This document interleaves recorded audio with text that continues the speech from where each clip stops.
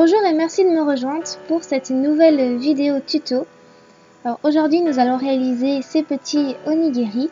C'est une création que j'avais déjà faite et que j'avais envie de vous refaire en tutoriel. Donc pour les refaire chez vous, vous aurez besoin de votre pâte Fimo blanche et aussi de réaliser pour l'algue un mélange entre du vert et du noir. Donc attention de ne pas mettre trop de noir, sinon vous aurez une pâte toute noire. Mieux vaut rajouter des petites quantités de couleur noire à chaque fois jusqu'à ce que vous obteniez la couleur désirée. Donc inspirez-vous d'une image que vous aurez trouvée sur le net, vous aurez ainsi plus facile. Pour la petite fille, j'ai pris du rose en plus et le petit garçon du bleu, mais vous prenez évidemment les couleurs que vous voulez. Pour réaliser les visages, vous aurez besoin de peinture acrylique rose, blanche et noire, mais j'ai oublié de filmer la noire.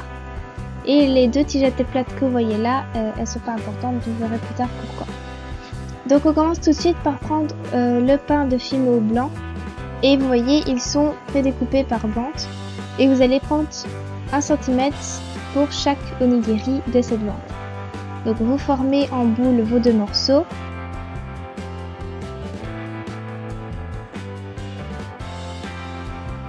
Et pour former le triangle de l'onigiri, vous allez venir presser, comme vous voyez en vidéo, votre boule, donc elle va devenir plate.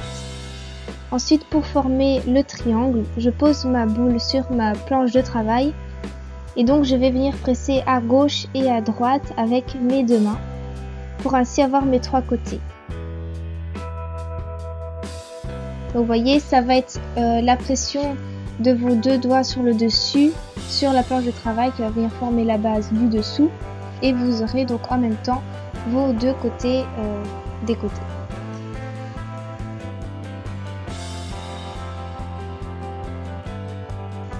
Donc pour la partie algue de l'onigiri, vous prenez le mélange que vous avez réalisé et vous allez venir le placer en face de la base du triangle. C'est au fait pour pouvoir mieux voir quelle largeur vous aurez besoin. Donc il ne faut pas que l'algue fasse toute la largeur de la base de l'onigiri. Il faut qu'elle en recouvre juste la partie du milieu. Donc il faut laisser les deux angles de gauche et de droite non recouverts. Vous voyez en image que je coupe donc cette algue. Vous voyez, on peut déjà bien voir qu'elle va juste venir recouvrir le milieu. Donc ensuite, j'ai besoin qu'elle recouvre une toute petite partie du devant de l'onigiri, mais aussi le dessous et un petit peu le derrière. Donc pensez à la faire légèrement plus basse que si vous faisiez en vrai des onigiri, car vous allez avoir besoin de venir rajouter un visage. Donc voilà, vous avez votre largeur, vous avez votre longueur, il ne reste plus maintenant qu'à placer l'algue sous l'onigiri. Donc je viens courber un peu mon algue pour avoir plus facile ensuite à la placer sous l'onigiri. Donc lavez-vous bien les mains car vous venez de manipuler du verre et vous allez devoir retoucher votre pâte blanche. Donc voilà, maintenant que c'est fait, vous reprenez votre onigiri. Délicatement pour ne pas le déformer. Et vous venez le placer pour que l'algue atterrisse au centre de la base. Et que ce qui dépasse de votre onigiri, de devant ou de derrière, soit vraiment de la même longueur. Comme ça, vous allez avoir la même chose devant et derrière.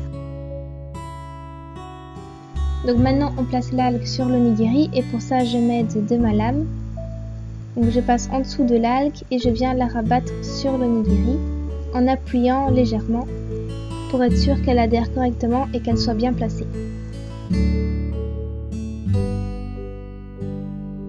Donc voilà, maintenant on va faire le petit nœud papillon de la fille.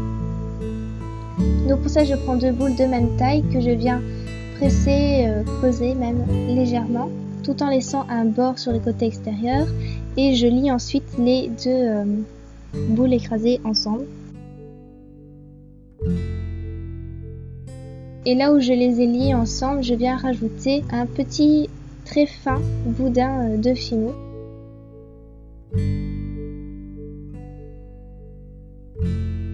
Voilà, donc là simplement je forme encore un peu plus le nœud jusqu'à ce que je sois satisfaite.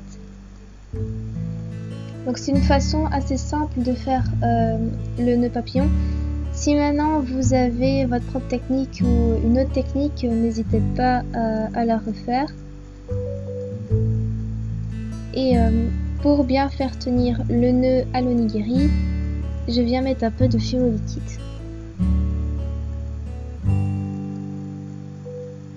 Je vais mettre d'un cure-dent et de mon dotting tool pour le placer. Et je viens même presser un peu légèrement sans déformer le nœud pour être vraiment certaine de l'adhérence. Donc pour former la casquette du petit garçon, je forme une boule que je vais écraser un peu sur le plat de travail pour qu'elle soit à plat en dessous. Et ensuite je vais venir y former directement la visière. Donc pour ça vous voyez en image que j'écrase simplement une partie de la boule bleue.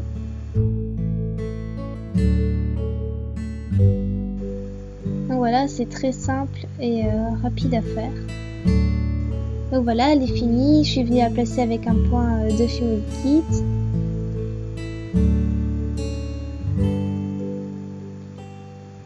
Et on va maintenant à nouveau nettoyer nos créations.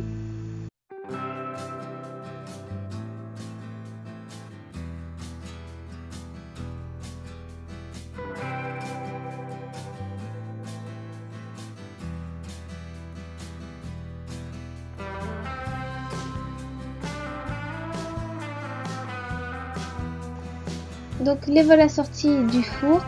Donc au fait j'y ai placé un piton sur le dessus parce que au début je voulais mettre la tige à tête plate entre l'onigiri et l'algue pour qu'elle ne se voit pas, mais j'ai oublié de le faire. Donc j'ai finalement choisi de mettre un piton sur le dessus. Donc maintenant que c'est refroidi, je vais venir faire le visage. Donc je commence avec la peinture noire. Je prends mon dotting tool et je vais venir tracer deux points noirs identiques pour donc former la base des yeux.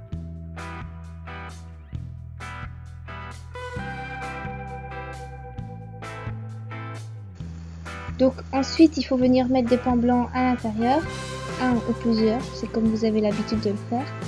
Mais ne le faites surtout pas tout de suite, laissez d'abord bien sécher votre peinture noire pour éviter toute erreur ou tout mélange de couleurs. Donc en attendant que ça sèche, je me suis mise à l'étape des joues. Donc tantôt vous avez vu une marqueur Poscam, il fonctionne pas super, donc je préfère faire moi-même le mélange blanc-rouge pour obtenir mon rose.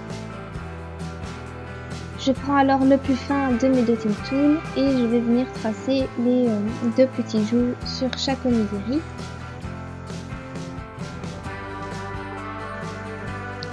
Donc pour former les yeux, ici je vous filme lorsque la fille est déjà faite, comme ça vous voyez bien ce que je veux dire.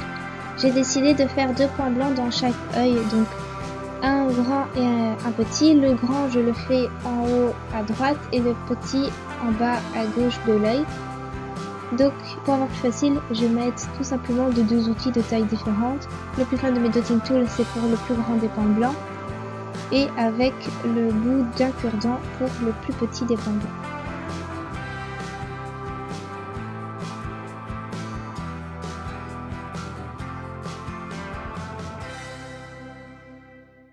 Donc maintenant la peinture est sèche. Donc ce que je vais faire maintenant c'est mettre de la colle forte entre le piton et la pâte fimo.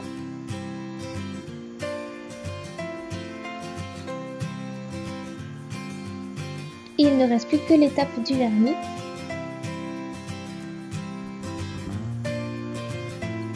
Donc voilà, maintenant mes boucles d'oreilles sont finies.